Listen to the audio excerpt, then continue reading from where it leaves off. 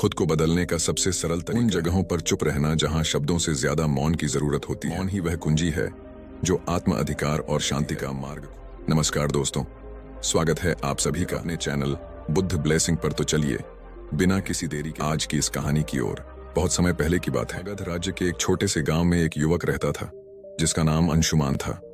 वह बहुत ही अधीर और गुस्सैल स्वभाव का था। छोटियों पर बहस करना और हर बात का उत्तर तुरंत देना उसकी आदत बन चुकी। धीरे धीरे उसके इस स्वभाव के कारण लोग उससे कतराने लगे। अंशुमान खुद भी इस बात को महसूस करता था कि उसका स्वभाव उसके जीवन में शांति और खुशियां लाने के बजाय तनाव और अकेलापन बढ़ा रहा है। लेकिन वह समझ नहीं पा रहा था कि उसे इस स्थिति से कैसे बाहर निकलना चाहिए। एक दिन उसने सुना कि पास के जंगल में भगवान बुद्ध का प्रवचन हो रहा है। बुद्ध के बारे में उसने बहुत कुछ सुन रखा था, उनकी करुणा, उनका ज्ञान और उनके द्वारा दी गई जीवन की शिक्षाएं। यह सुनकर अंशुमान ने सोचा, शायद मुझे मेरे सवालों के जवाब वहां मिल जाएं। वह जल्दी ही प्रवचन स्थल पर पहुंचा। वहां बड़ी भीड़ जमा थी। बुद्ध अपने सरल और स्पष्ट शब्दों में जीवन की गहराइयों को समझा रहे थे। उसी समय बुद्ध ने सभा को संबोधित करते हुए कहा, यदि तुम अपने जीवन में सच्चा बदलाव लाना चाहते हो तो 10 जगहों पर चुप रहना सीखो। यह सुनकर अंशुमान को कुछ आशा की किरण दिखी। प्रवचन समाप्त होने के बाद वह बुद्ध के पास गया और उनके चरणों में झुककर बोला, भगवान, आपने कहा कि बदलाव लाने के लिए 10 जगहों पर चुप रहना चाहिए। कृपया मुझे विस्तार से समझाइए कि ये 10 जगहें कौन सी हैं और मैं उन्हें अपने जीवन में कैसे अपना सकता हूं। बुद्ध मुस्कुराए और बोले, यह जानने के लिए तुम्हें धैर्य और आत्मनिरीक्षण की आवश्यकता होगी। अगर तुम इन शिक्षाओं को अपनाने के लिए तैयार हो तो मेरे साथ। अंशुमान ने सहमति जताई और इस तरह उसकी यात्रा शुरू हुई। पहला स्थान, जब कोई तुम्हारी आलोचना करे। बुद्ध ने अंशुमान को कहा, अंशुमान, जब कोई तुम्हारी आलोचना करे तो चुप रहो। आलोचना तुम्हारे लिए सीखने का अवसर है। में प्रतिक्रिया दोगे तो तुम कुछ भी नहीं सीख पाओगे, लेकिन अगर तुम चुप रहकर सोचोगे तो तुम समझ सकोगे कि वह आलोचना सही है। बुद्ध ने उसे एक उदाहरण दिया। एक बार एक व्यक्ति ने मुझे अपशब्द कहे। मैंने चुप रहकर उसकी बात सुनी। जब वह थक गया तो मैंने उससे पूछा, अगर तुम किसी को उपहार दो और वह उसे न ले तो वह उपहार किसके पास? वह बोला, मेरे पास। मैंने कहा, तुम्हारे ये शब्द भी तुम्हारे पास ही रहेंगे क्योंकि मैंने इन्हें स्वीकार नहीं किया।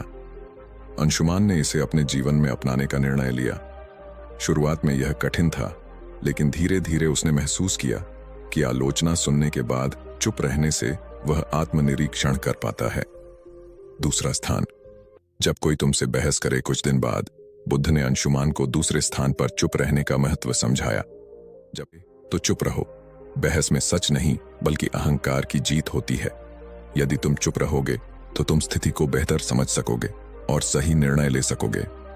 बुद्ध ने एक किसान की कहानी सुनाई। 2 किसान अपनी जमीन के छोटे से टुकड़े को लेकर झगड़ रहे थे। दोनों का मानना था कि वह जमीन उनकी है। जब मैंने उनसे पूछा कि क्या उन्होंने जमीन अपने साथ लाई थी जब वे जन्मे थे, या क्या वे इसे अपने साथ ले जाएंगे जब वे मरेंगे, तो वे चुप हो गए। इस शिक्षा ने कि बहस में पड़ने से बेहतर है चुप रहकर समाधान की ओर बढ़ा जाए। तीसरा स्थान, जब कोई गुस्से में हो। बुद्ध ने अंशुमान से कहा, गुस्सा आग की तरह है। यदि तुम इसमें घी डालोगे तो यह और भड़क जाएगा। इसलिए जब कोई गुस्से में हो तो चुप रहो। उसकी गुस्से की ऊर्जा खत्म हो जाएगी। इसके लिए उन्होंने एक कहानी सुनाई। एक राजा ने अपने मंत्री को गुस्से में फांसी की सजा सुनाई। मंत्री ने कुछ नहीं कहा।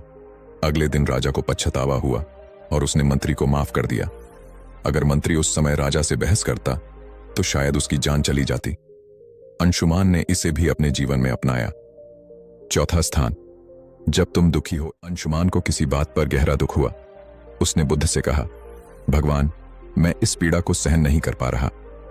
बुद्ध ने कहा, जब तुम दुखी हो तो चुप रहो।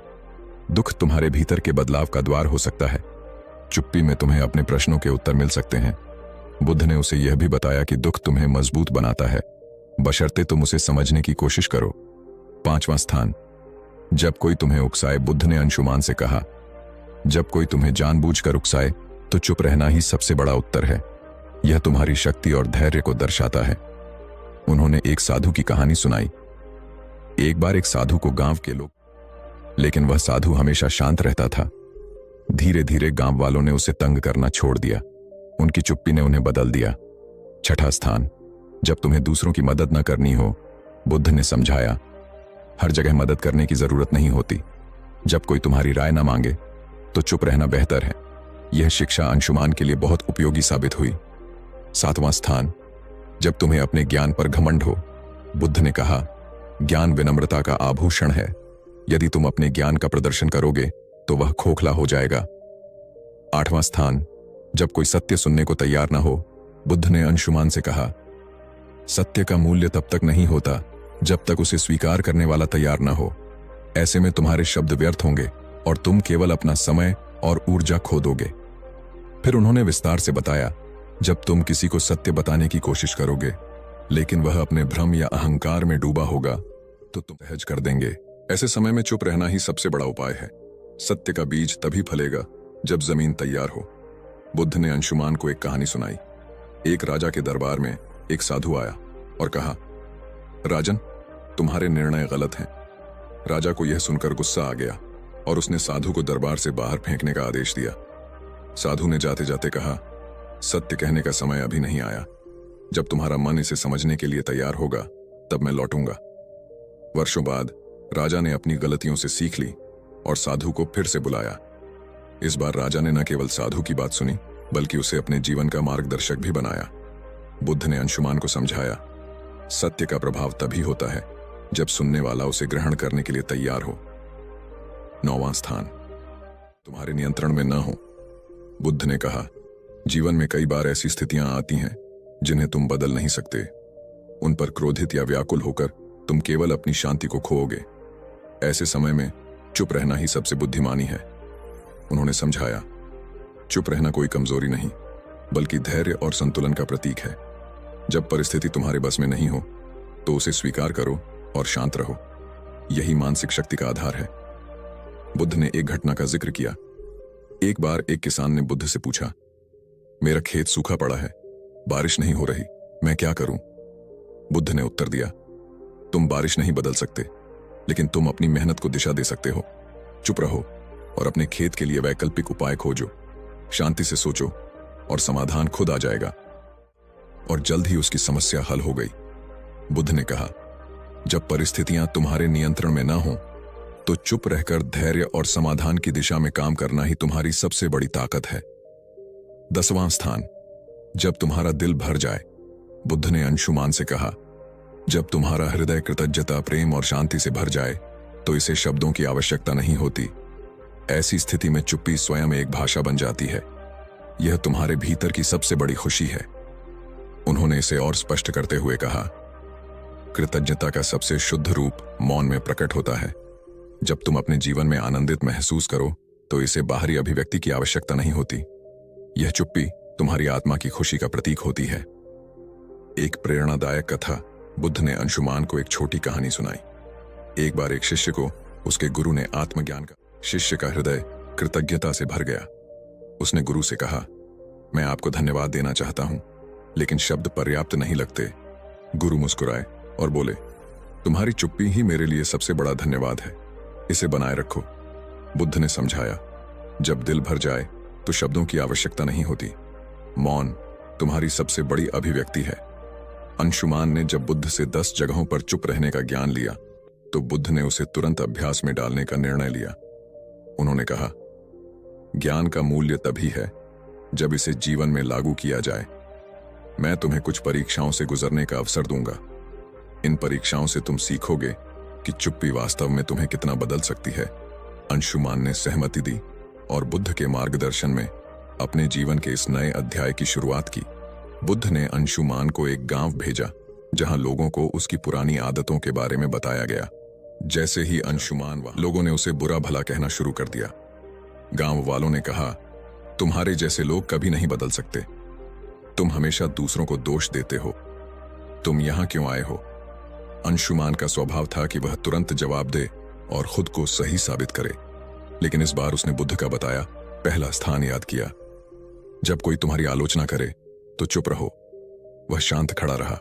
धीरे धीरे गांव वाले थक गए और उसकी चुप्पी देखकर हैरान हो गए। उन्होंने महसूस किया कि वह बदल चुका है। अंशुमान बुद्ध के पास लौटा और कहा, भगवान, चुप रहना कठिन था लेकिन इससे मुझे एक नई ऊर्जा मिली। बुद्ध मुस्कुराए और बोले, यही पहला कदम है। अब अगली परीक्षा के लिए तैयार हो जाओ। दूसरी परीक्षा। जब कोई बहस करे, बुद्ध ने अंशुमान को एक व्यापारी के पास भेजा जो हमेशा अपने ग्राहकों से बहस करता रहता था। बुद्ध ने कहा, इस व्यापारी से, और जब वह बहस करे तो चुप रहो। अंशुमान व्यापारी के पास गया और पूछा, आपके सामान की कीमत इतनी अधिक क्यों है? व्यापारी तुरंत गुस्से में आ गया और बहस करने लगा, तुम्हें क्या पता कि मैं कितना मेहनत करता हूं? क्या तुम मेरे काम की कद्र नहीं करते? अंशुमान ने बुद्ध के दूसरे स्थान को याद किया, जब कोई बहस करे तो चुप रहो। वह शांत खड़ा रहा। उसकी चुप्पी ने व्यापारी को सोचने पर मजबूर कर दिया। उसने महसूस किया कि बहस का कोई अर्थ नहीं है। तीसरी परीक्षा। गुस्से का सामना करना। अब बुद्ध ने अंशुमान को एक ऐसे व्यक्ति के पास भेजा जो अपने गुस्से के लिए कुख्यात था। पास जाकर मदद मांगने को कहा। उस व्यक्ति ने गुस्से में कहा, तुम्हें मुझसे मदद चाहिए? तुम्हारी हिम्मत कैसे हुई? अंशुमान ने पहले की तरह जवाब देने की बजाय चुप रहने का निर्णय लिया। धीरे धीरे उस व्यक्ति का गुस्सा शांत हो गया। उसने कहा, तुमने मुझे जवाब क्यों नहीं दिया? क्या तुम डरे हुए हो? अंशुमान ने कहा, मैं आपके गुस्से को नहीं बढ़ाना चाहता था। उस व्यक्ति ने महसूस किया कि चुप्पी में शक्ति है। चौथी परीक्षा। दुख का सामना करना। अगली परीक्षा में बुद्ध ने अंशुमान को एक विधवा स्त्री के पास भेजा जिसका इकलौता बेटा हाल ही में मृत्यु को प्राप्त हुआ था। वह स्त्री अपनी पीड़ा में किसी से बात नहीं करती थी। बुद्ध ने कहा, उसके पास जाओ और बिना कुछ कहे उसकी मदद करो। अंशुमान उसके पास गया और बस उसके पास बैठा रहा। उसने कुछ नहीं कहा, लेकिन उसकी मौन उपस्थिति ने स्त्री को सांत्वना दी। उसने अपनी कहानी साझा की और अपने दुख से उबरने का प्रयास किया। बुद्ध ने कहा, दुख में चुप्पी कई बार शब्दों से अधिक प्रभावी होती है। पांचवी परीक्षा। उकसावे का सामना करना। बुद्ध ने अंशुमान को एक ऐसे समूह के पास भेजा जो उसे उकसाने के लिए तैयार था। उन्होंने अंशुमान को अपमानजनक बातें कहीं, लेकिन अंशुमान शांत रहा। उसकी चुप्पी ने उन्हें हार मानने पर मजबूर कर दिया। परीक्षाओं के बीच अंशुमान ने बुद्ध से पूछा, भगवान, चुप रहना कैसे इतना प्रभावी हो सकता है? बुद्ध ने कहा, एक बार एक राजा ने एक साधु से पूछा, जीवन में सबसे बड़ी ताकत क्या है? साधु ने राजा को एक कटोरा पानी और तेल दिया। उसने कहा, पानी और तेल को मिलाओ। ने कोशिश की, लेकिन तेल पानी में घुल नहीं पाया। साधु ने कहा, चुप्पी तेल की तरह है, इसे आपसे अलग नहीं किया जा सकता। जब तक तुम इसे संभालोगे, यह तुम्हारी सबसे बड़ी ताकत रहेगी। अंत की परीक्षा। जब दिल भर जाए, अंत में बुद्ध ने अंशुमान को खुद से एक और परीक्षा लेने को कहा। उन्होंने कहा, जब तुम्हारा दिल खुशी और कृतज्ञता से भर जाए, तब चुप्पी को अपनाओ।